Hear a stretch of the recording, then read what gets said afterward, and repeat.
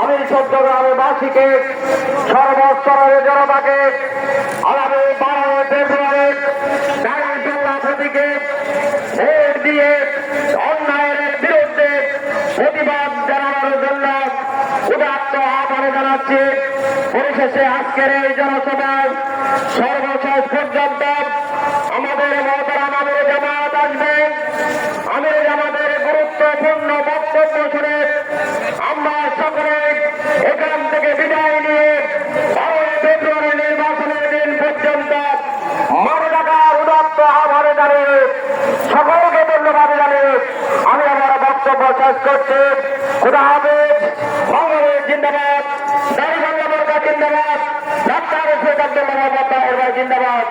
আসসালামু আলাইকুম ওয়া রাহমাতুল্লাহি ওয়া বারাকাতুহু।